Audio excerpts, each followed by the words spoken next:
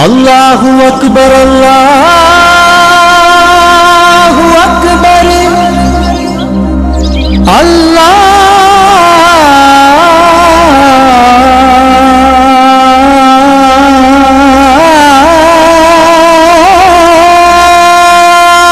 അക്ബർ.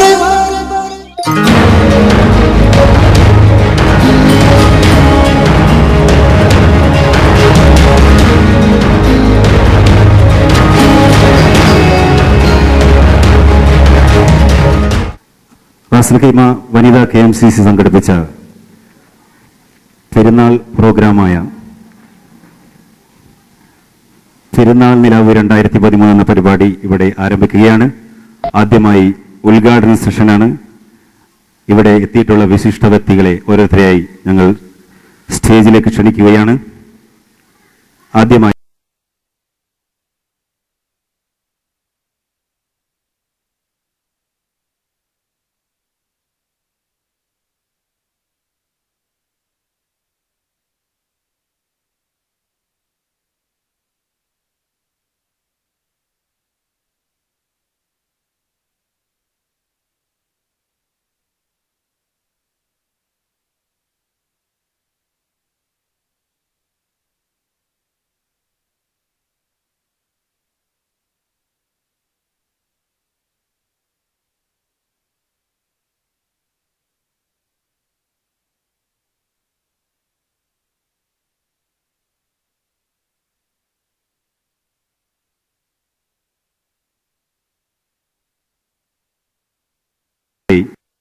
ഒരു സ്കിറ്റ് ചിത്രീകരണം നടക്കുകയാണ്. ബലിപെരുന്നാൾ ചിത്രീകരണ സ്ക്രിപ്റ്റും സംവിധാനവും ജുമാന കരീം ആൻഡ് റാബിയ മൊയ്തു. ചരിത്ര സമാഹരണം നൌഷർ ഫിതാജ്. ശബ്ദം നൽകിയവർ ഐജോൺ, റാബിയ മൊയ്തു, ജുമാന കരീം, മൊയ്തു ഇല്ലത്ത്, PK കരീം. അഭിനയിക്കുന്നവർ ഷംനാദ് ഫിതാജ്, റാബിയ മൊയ്തു, സലാം പെരുമണ്ണ, ഹെന്ന അൻസാർ, അസിൻ ഫാത്തിമ, ഷമ്മ സലാം, സഫ അൻസാർ, നവാൽ കരീം, ദാരിഷ് ഫിതാജ്, നൌഫ് അബ്ദുൽ കരീം, നസ്രാന നസീർ, ഷവ്വ ഷെറീൻ, ഐഷ, ഗസ്നിയ ഗഫൂർ, ഗാസിയ ഗഫൂർ, ഗാനിയ ഗഫൂർ, റിദ ഫാത്തിമ ആൻഡ് ഐഷ.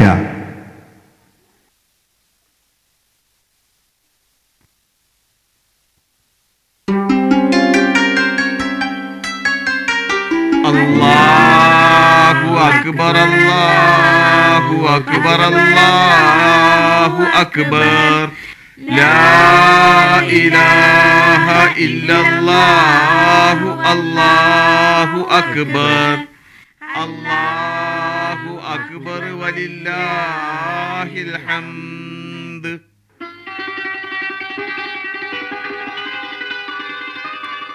അല്ല, പെരുന്നാൾ നിസ്കാരം കഴിഞ്ഞ് ആരും വരുന്നത് കാണുന്നില്ലാലോ.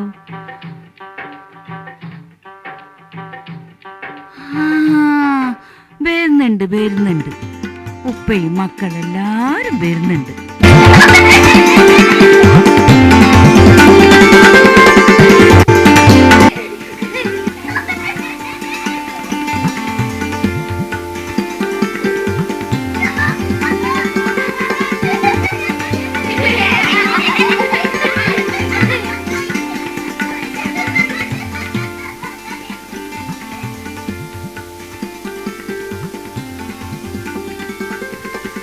അസ്സലാമു അലൈക്കും. വഅലൈക്കും അസ്സലാം വറഹ്മത്തുള്ളാഹി വബറകാതുഹു. എന്റെ മക്കള് നിസ്കാരം കഴിഞ്ഞ് എത്തിയല്ലോ. ഇതെന്തൊരു ചേലായി ഉടുപ്പു, ഉപ്പായി, തൊപ്പി, ഇതൊക്കെ കാണാൻ നല്ല ചേലുണ്ട് കേട്ടോ. അല്ല, ഇന്നല്ലേ നമ്മളെ മക്കളെല്ലാരും ഒന്നിച്ചു കൂടുന്ന ദിവസം. പുയ്യാപ്പിളാരും മക്കളും മക്കളെ മക്കളും. ഇന്നത്തെ ദിവസം നമുക്കൊരു സന്തോഷമുള്ള ദിവസം തന്നെ. അത് തന്നെയല്ലേടി പെരുന്നാളിന്റെ ഒരു പൊലിവ്. അല്ലാഹുവും റസൂലും എന്താ നമ്മോട് പറഞ്ഞിട്ടുള്ളത്? കുടുംബങ്ങളെയൊക്കെ ഒരുമിച്ച് കൂട്ടുക, അയൽക്കാരെയും ദൂരെയുള്ള ബന്ധുക്കളെയും കാണാൻ പോവുക, ഇതൊക്കെ തന്നെയല്ലേ പെരുന്നാളിന്റെ സുന്നത്തായ കാര്യങ്ങള്. അതൊക്കെ ഇപ്പോഴത്തെ ചെറുപ്പക്കാർക്ക് ആർക്കാ അറിയുക? അവർക്കൊക്കെ എവിടെ നേരം? നിസ്കാരം കഴിഞ്ഞ് നേരെ പോകുന്നത് സിനിമാ കോട്ടയിലേക്ക്. അല്ലെങ്കിൽ തന്നെ അവർ നിസ്കരിക്കുന്ന കോലം ഒന്ന് കാണേണ്ടതാ. പാൻറ്റാണെങ്കിൽ അരക്ക് താഴെ, കുപ്പായാണെങ്കിലോ പൊക്കിളിന് മേലെ. സുജൂദും റുക്കൂഹും ചെയ്യുമ്പോ ഒന്ന് കാണേണ്ടത് തന്നെയാ. ഔറത്ത് തീർത്ത് പുറത്തല്ലേ. കാലം പോയൊരു പോക്കേ, എല്ലാം ഖിയാമത്തിന്റെ അലാമത്താ. എന്തേടാ? അറിവിന് ആള് വന്നിട്ടുണ്ട്, നിങ്ങളും കാത്തു നിൽക്കുക. ഇപ്പൊ വരാ.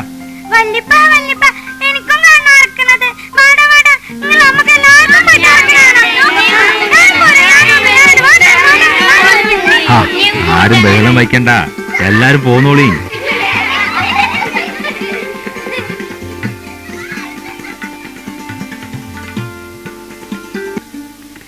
മോള് ആ സൂറാന്റെ ആയിഷാന്റെ മക്കളെ ഒന്ന് കൂട്ടി വാ.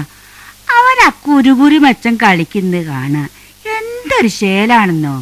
എടി സൂറേ, സൂറേ, നീ എന്റെ മക്കളൊന്നും ഇപ്പറം വിടടി. അവരാ കളിയൊന്ന് കളിക്കട്ടെ, മാമാക്കൊന്ന് കാണാനാ.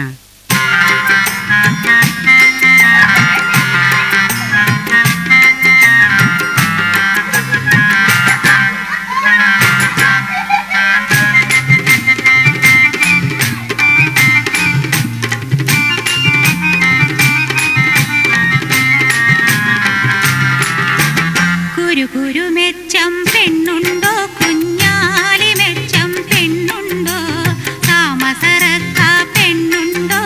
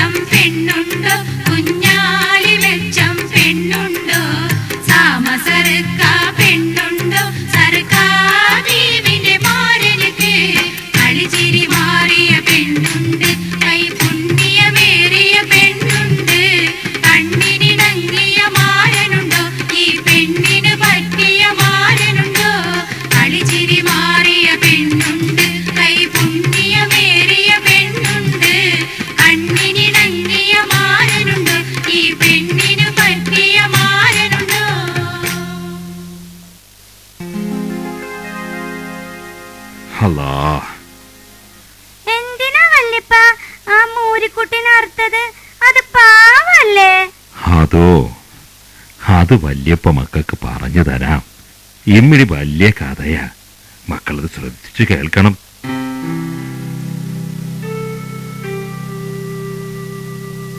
ഏകദേശം 4000 വർഷങ്ങൾക്ക് മുമ്പ് ഇറാഖിൽ ധിക്കാരിയും നീചനുമായ ഒരു രാജാവുണ്ടായിരുന്നു. നമ്രൂദ് എന്നായിരുന്നു അയാളുടെ പേര്. അക്കാലത്ത് ബിംബാരാധകരായിരുന്ന രാജാവിനും പ്രജകൾക്കും വിഗ്രഹങ്ങളെ ഉണ്ടാക്കിക്കൊടുക്കുന്ന ഒരു ശില്പിയായിരുന്നു ആസർ.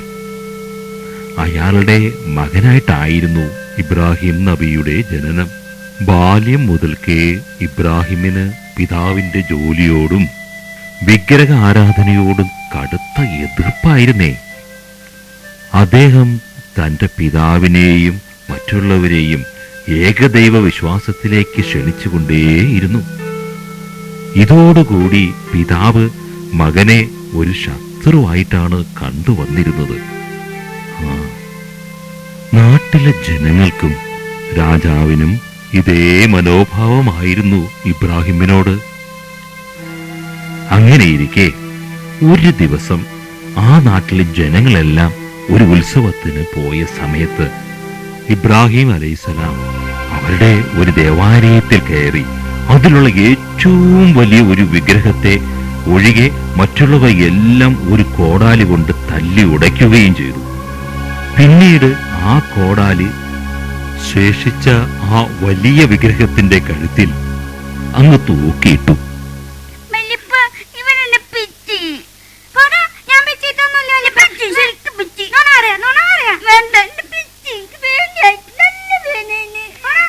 പോട്ടെ മോളെ, സാരയില്ല, എന്റെ ഇക്കയല്ലേ. ഡാ മജീദേ, നീ എന്തിനാടാ അവളെ വേദനിപ്പിക്കുന്നേ? ഇല്ല വല്ലിപ്പ, ഞങ്ങൾ ഇനി വഴക്ക് കൂടൂല. വല്ലിപ്പ ബാക്കി കഥ പറ. ആ, ഉത്സവം കഴിഞ്ഞ് ജനങ്ങളെല്ലാം തിരിച്ചെത്തിയപ്പോൾ അവരെ നടുക്കുന്ന കാഴ്ചയാണ് ദേവാലയത്തിൽ കണ്ടത്. തങ്ങളുടെ ദൈവങ്ങളെ തല്ലി തകർത്തത് ഇബ്രാഹിം അല്ലാതെ മറ്റാരും ആയിരിക്കില്ല എന്ന് അവർക്ക് ഉറപ്പായിരുന്നു. അങ്ങനെ അവർ ഇബ്രാഹിമിനെ വിളിപ്പിച്ച് കാര്യം അന്വേഷിച്ചു.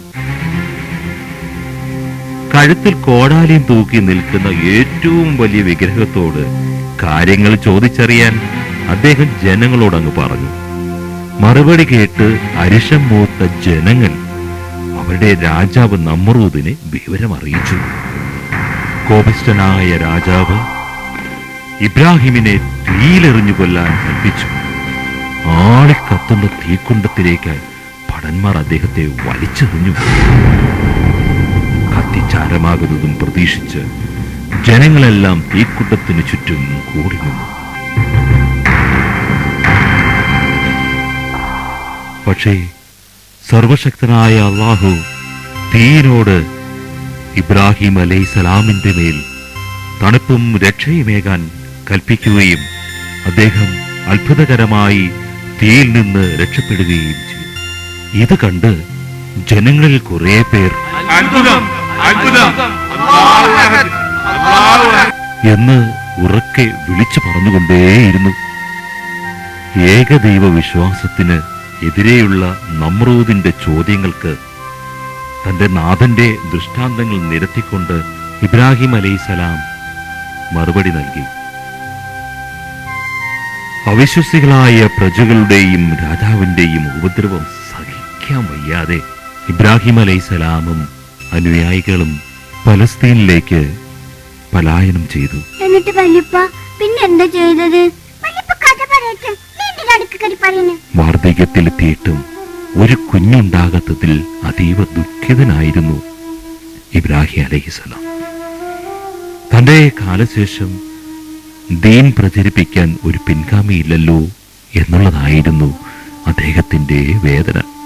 അങ്ങനെ 90-ാമത്തെ വയസ്സിൽ അല്ലാഹു അദ്ദേഹത്തിന് ഹാജറ ബീവിയിൽ ഒരു സന്താനത്തെ നൽകി. ആ കുഞ്ഞാണ് ഇസ്മായിൽ നബി. അള്ളാഹുവിന്റെ കൽപ്പന പ്രകാരം ഇബ്രാഹിം അലൈഹിസ്സലാം കുടുംബസമേതം മക്കയിലേക്ക് അങ്ങ് പോയി.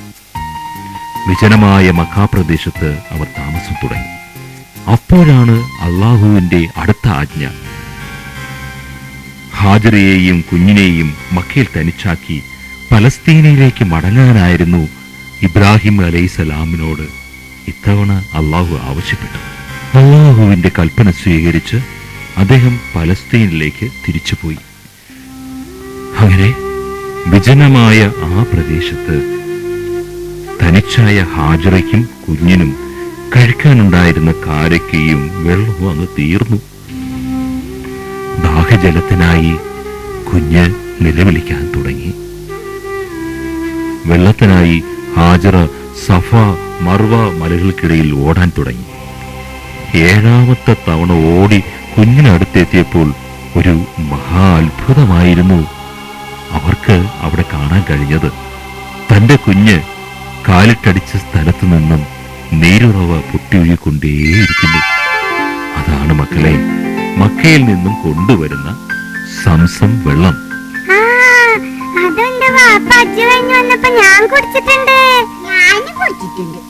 ആ വർഷങ്ങൾ കഴിഞ്ഞപ്പോ അള്ളാഹുവിന്റെ നിർദ്ദേശപ്രകാരം ഇബ്രാഹിം അലൈഹിസ്സലാം മക്കയിലുള്ള തന്റെ കുടുംബത്തിന്റെ അരികിലേക്ക് തിരിച്ചെത്തി.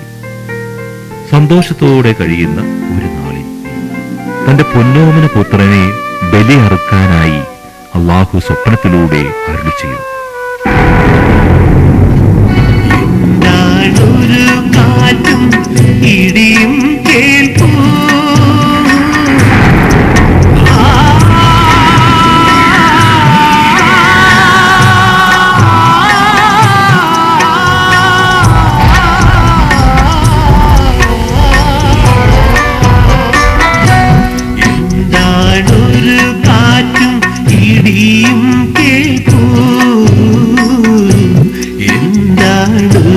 ശബ്ദം മുഴങ്ങി കേൾക്കൂ.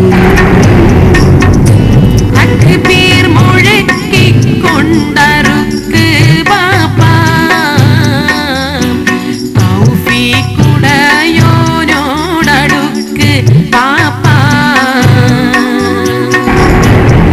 പേർ മുഴക്കി കൊണ്ടറുക്ക് ബാപ്പാ തൗഫീഖുടയോനോടടുക്ക് ബാപ്പാ.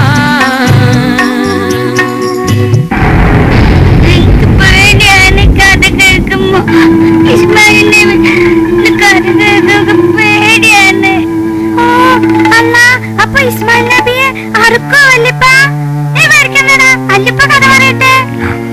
മോൻ ക്ഷമിച്ചിരിക്കെ വല്യപ്പ കഥ മുഴുവൻ പറയട്ടെ. അങ്ങനെ ഇബ്രാഹിം നബി മകന്റെ കഴുത്തിൽ കത്തിവെച്ച് അറുക്കാൻ തുടങ്ങി. പക്ഷേ എത്ര ശ്രമിച്ചിട്ടും കഴുത്ത് മുറിഞ്ഞതേയില്ല. അള്ളാഹുവിന്റെ എല്ലാ പരീക്ഷണങ്ങളും ശിരസാ വഹിച്ച ഇബ്രാഹിം അലൈഹിസ്സലാമിന് സർവശക്തനായ റബ്ബ് കുഞ്ഞിനു പകരം ബലിയറുക്കാനായിട്ട് ഒരു ആടിനെ ഇറക്കി കൊടുത്തു. അതിന്റെ ഓർമ്മയ്ക്കായിട്ടാണ് ഈ ദിനത്തിൽ നമ്മൾ ബലിയറുക്കുന്നത്. മനസ്സിലായോ? ഹജ്ജ് ചെയ്യുന്ന സ്ഥലം മക്കൾ കണ്ടിട്ടില്ലേ?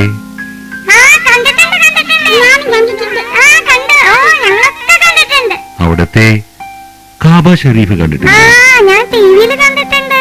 നാളെ ഹജ്ജ് ഉണ്ടായപ്പോ ഞാനത് ഫുള്ള് ഇരുന്ന് കണ്ടതാ. എന്റെ ഉപ്പ പറഞ്ഞ് ഇനി പോകുമ്പോ കഅബ കാണാൻ എന്നെ കൊണ്ടുപോകും. ആ കാബ ഖലീലുള്ള ഇബ്രാഹിം അലൈഹിസ്സലാവും മകൻ ഇസ്മായിൽ നബിയും കൂടി പണിതതാണ്.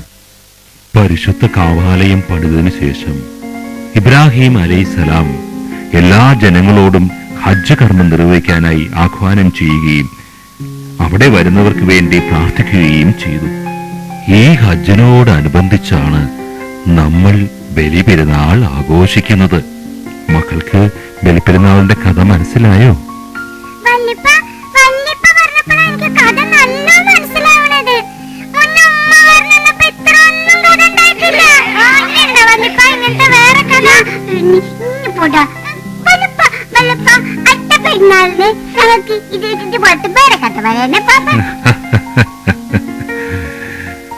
ഇനി എത്ര കഥകളാ ബാക്കിയുള്ളത്? വല്യപ്പ എല്ലാ കഥയും നിങ്ങൾക്ക് പറഞ്ഞു തരാം.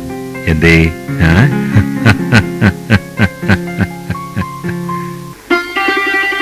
അല്ല, ഇതാരൊക്കെയാണ് ഈ വരുന്നത്? ഇങ്ങോട്ട് വരി. എടി ആയിഷ, ആയിഷ ഇങ്ങ് വന്നേ. ഈദ് മുബാരക്,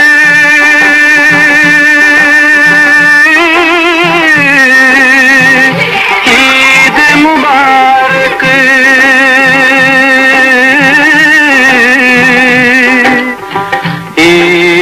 ഈദ് മുബാരക്. ഹസ്രത്ത് ഇബ്രാഹിം കാട്ടിയ വഴിയിൽ മുന്നേറുക നാം പ്രിയ സോദരരെ, പ്രിയ സോദരരെ. ഈദ് മുബാരക്,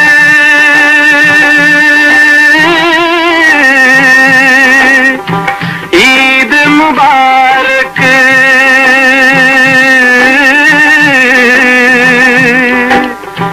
ഈദ് മുബാരക്.